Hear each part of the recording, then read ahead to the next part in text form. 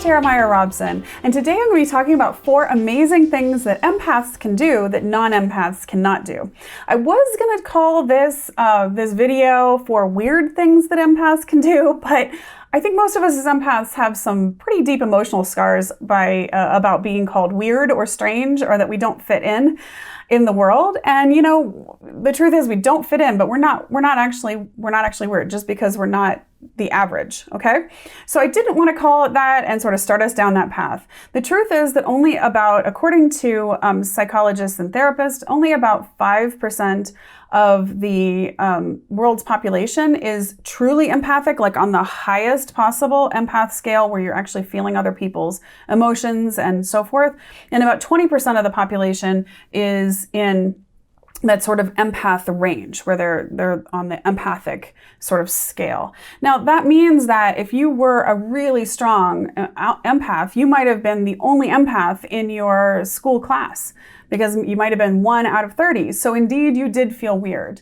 And a lot of times people didn't rephrase that for you. So instead of being weird, I'm going to talk about what's amazing about being an empath and some of the amazing things that you can actually do that are very different than other people.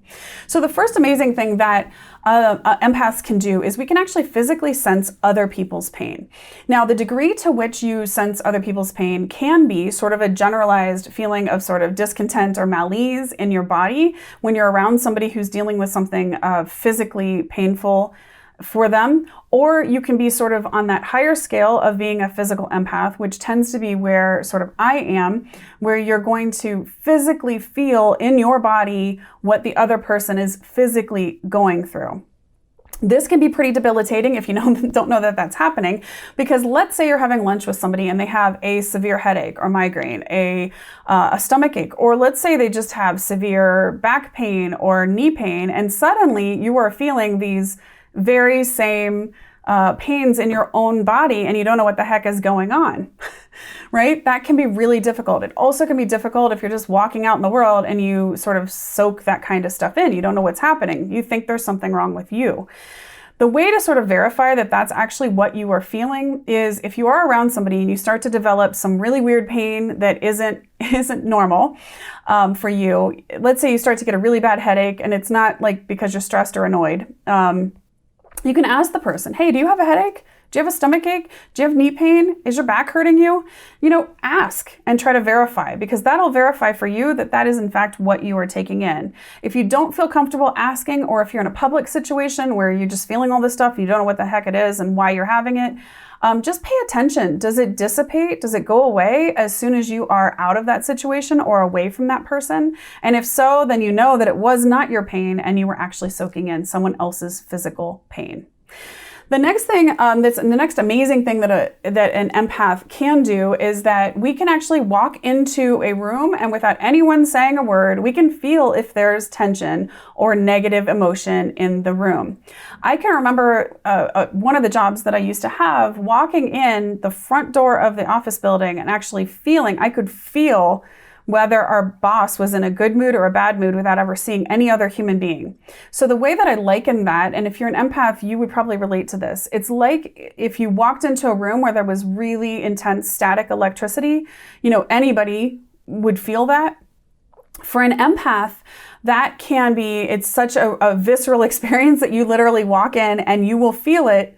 You will feel the shift in the air of somebody else's emotions. So if you're walking, especially if you happen to be a young person listening to this or watching this, and you are still living at home with your family, you might notice that you can walk in the front door of your house and you'll know whether your mom or dad is in a bad mood. And if so, you start to immediately assess what you can do to shift that, because that's what we do as empaths. We try to make people feel better, partly to make them feel better and partly because we're taking it in our own bodies, and so we have to kind of make them feel better.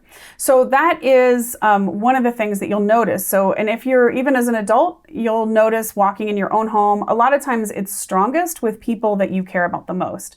So you can walk into your own house, and if your kid is having a bad day, or like if I pick up my little one who's 4 from school and she gets in the car, I can actually sense it before I even talk to her if something has happened during the day that has upset her. So you'll notice those things. You'll actually feel the tension in someone else's body, or you'll feel the tension in a room. When you walk in the room, you'll actually sense the tension like it's static electricity. The next amazing thing that empaths can do is we can feel other people's actual emotions. We know physically what emotion they're feeling at that time. So this is a little different than feeling any physical ailment that they have going on. We will actually feel that someone else is joyful, that someone else is feeling off, that someone else is feeling angry, that someone else is feeling anxious.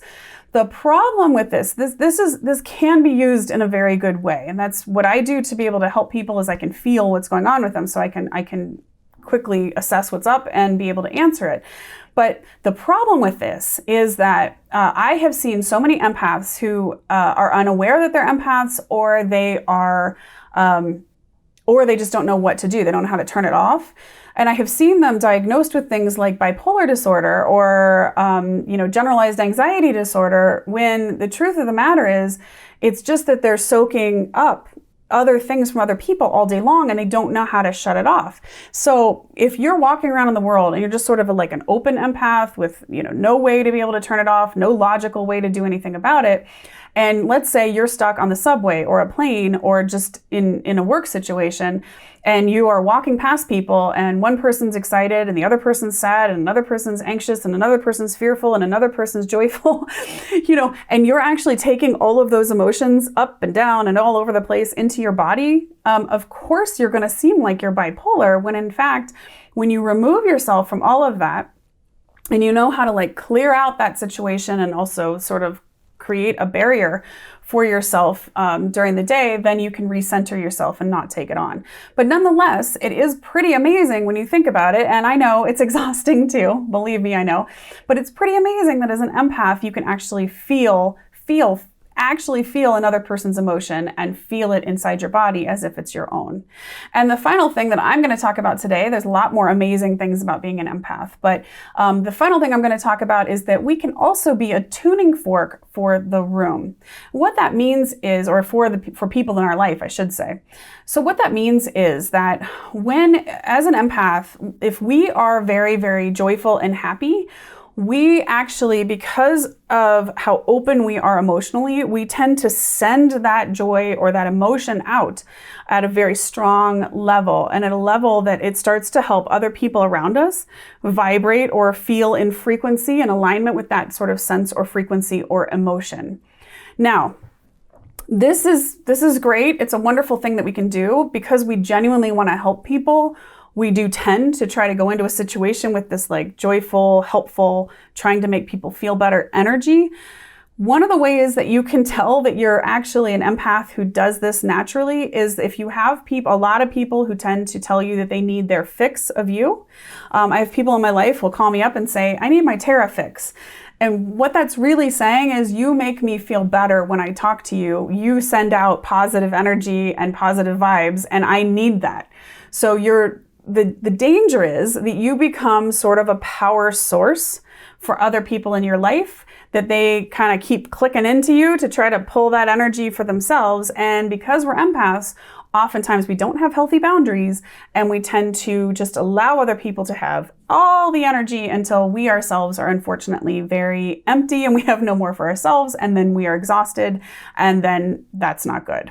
So if you want to learn more about being able to create healthy boundaries for yourself and how I was able to like realign myself, the tools that I actually developed for myself to realign myself so I could be a healthy, empowered empath and be able to use my empath powers for good in this world, please join me in the Empath Institute, which you can find at empathtraining.com. If you have any questions for me as an empath that you'd like me to answer, please go ahead and comment below the video or send them in to me on my website. I love to hear from people, and I'll do whatever I can to help you.